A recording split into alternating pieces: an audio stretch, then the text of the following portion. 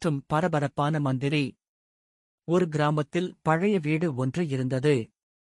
அந்த வீடு பல ஆண்டுகளாக அலைபாய்ந்திருந்தது. அதன் ஜன்னல்கள் மற்றும் கதவுகள் அனைத்தும் வழக்கம் போல மூடப்பட்டிருந்தன. அந்த வீடு பற்றி எல்லோரும் பயந்து கொண்டு இருந்தனர், ஏனெனில் அந்த வீடு பற்றிய பேச்சுக்கள் மிகவும் அஞ்சத்தக்கவையாக இருந்தன. ஒருநாள் அந்த கிராமத்தில் ஒரு புதிய குடும்பம் வந்தது. அவர்கள் தங்களின் புதிய வீடு பற்றி மிகவும் சந்தோஷமாக இருந்தனர். ஆனால் அவர்களால் தெரிந்து கொள்ளாமல் அந்த வீடு ஒரு பயங்கரமான இழப்பின் அடையாளமாக இருந்தது. அந்த வீடு முன்னதாகவே ஒரு பெரிய ராசாக இருந்தது. ஆனால் அதிலிருந்து சமயம் ஒன்றில் ஒரு மந்திரி பல வித்தைகளை செய்து அதை முற்றிலும் பிரியமான இடமாக மாற்றினான்.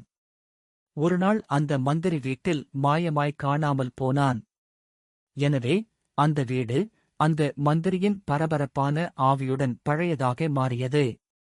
ஆனால் அந்த புதிய குடும்பம் இதனை கவனிக்கவில்லை. அந்த வீடு பிரம்மாண்டமாக இருந்தது மற்றும் அவர்கள் அந்த வீடு மற்றும் அதன் அழகிய தோற்றத்தை விரும்பி அங்கே குடியிருந்தனர்.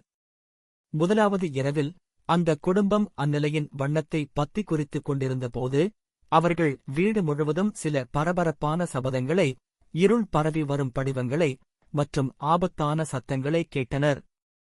அது வேகமாக மேல் நிலம் நோக்கி பரப்பப்பட்ட சிதைந்த பின்விளைவுகளை உடைத்தது.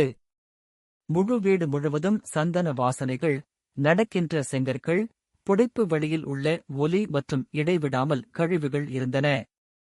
வெகு விரைவில் அந்த குடும்பம் இந்த பரபரப்பான அனுபவத்தை காண வந்தது. ஒருநாள் அந்த குடும்பத்தில் ஒரு மடியில் இருந்து அகன்ற இருள் வலை பிடித்து அவர்களின் வீட்டினை வெறும் நரகமாக மாற்றியது.